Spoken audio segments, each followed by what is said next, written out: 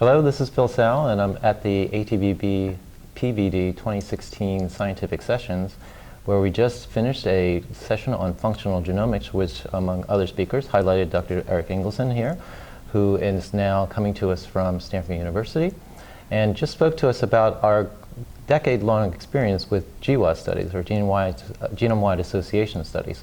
So Erik, tell us a little bit about what you presented. Right, so I've been doing a lot of research in the past 5-10 years on using genome-wide association studies. That's a method where we look across the whole genome, relate that to different kind of cardiovascular traits, and we found now several hundred loci that are associated with coronary artery disease, other cardiovascular diseases, and risk factors for cardiovascular disease. And today I talked about both some of the lessons we've learned from this kind of 10 years in terms of learning new things about genetic architecture, something about what we've learned in terms of biology and where that's sort of taking us so far. And then I focused much of the talk around what should we do now and what are the strategies we would use to sort of follow up upon these, because it's typically, it's one thing to find the association, you find a locus in the genome, but then it's a whole other thing trying to nail down the causal gene and trying to start to unravel the kind of mechanisms.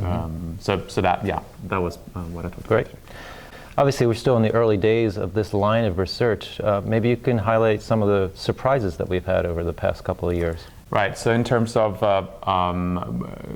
genetic architecture, for example, I think before the Human Genome Projects especially, but also before the GWAS era, we weren't aware that complex traits had this kind of very polygenetic nature. So there are many loci involved. Each locus has a very small effect. I think before this whole era, people tended to think that it was going to be much simpler, so it's going to be common variants with large effects.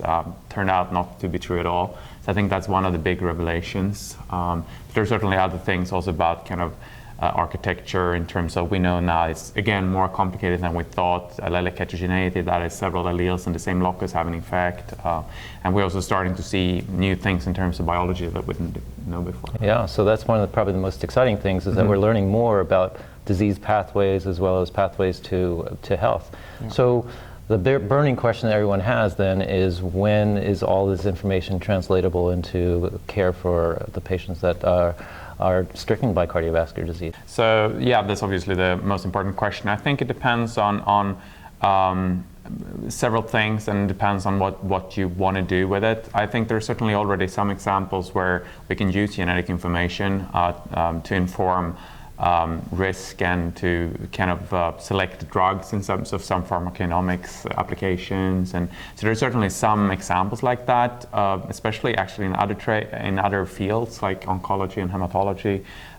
There are a few examples in cardiovascular disease as well, but I think, at least to me, where I think genomics, human genomics is going to be most useful is really finding out new mechanisms, informing us about potential new drug targets and kind of moving that in that direction. And that obviously will take quite some time. As you know, the drug development pipeline is typically 10, 15, 20 years long. Yeah. So it'll still take probably at least a decade before we start to see the fruit of that. That said, we already have a first example in the PCSK9 inhibitors. They didn't come from GWAS, but they definitely have come from human genetics. Right, right.